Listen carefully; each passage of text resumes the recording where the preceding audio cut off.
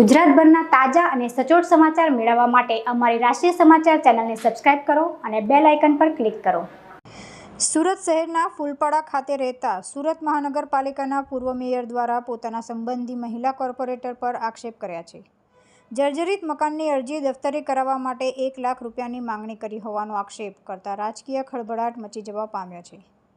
પૂર્વ મેયર ચિમનલાલ પટેલને થોડા સમય પૂર્વે જ જર્જરિત મકાન સંદર્ભે વરાછા ઝોન દ્વારા અરજી કરવામાં આવી હતી, જે અરજી દફતરે કરવા માટે ભારતીય જનતા પાર્ટીની મહિલા કોર્પોરેટર અને ચિમનલાલ પટેલના જ નજીકના સંબંધી નિરાલી પટેલ દ્વારા લાંચ માંગી હોવાની રજૂઆત કરવા માટે ખુદ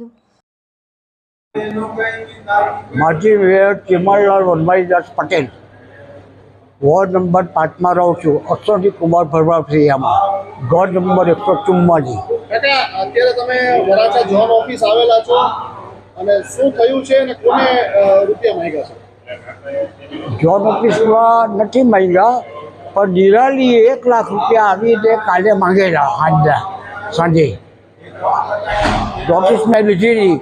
ચાલો મને કે નોટિસ તમારી દફતરે કરાવી દો, લાખ રૂપિયા તમે આપો તો નોટિસ દફતરે કરાવી દઉં। નોટિસ શેની માટે આપવામાં આવી હતી? નોટિસ મેં નહીં લીધી। શેની માટે આપવામાં આવી હતી નોટિસ?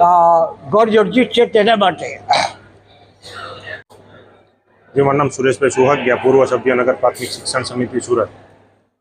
આજરોજ વરાછા ઝોન ખાતે માજી મેયર ચિમનભાઈ પટેલની મુલાકાત થતાં એણે જેમની પાસે પૈસા માંગવામાં આવ્યા છે કોર્પોરેટર દ્વારા એની વાત કરી। એ વાત એક ખૂબ ગંભીર બાબત કહેવાય, કારણ કે એક ચાલુ કોર્પોરેટર અને સુરત શહેરના પ્રથમ નાગરિક માજી મેયર પાસે જો આ પૈસા માંગણી કરતા હોય તો કે સુરત શહેર માટે ખૂબ ગંભીર બાબત કહેવાય।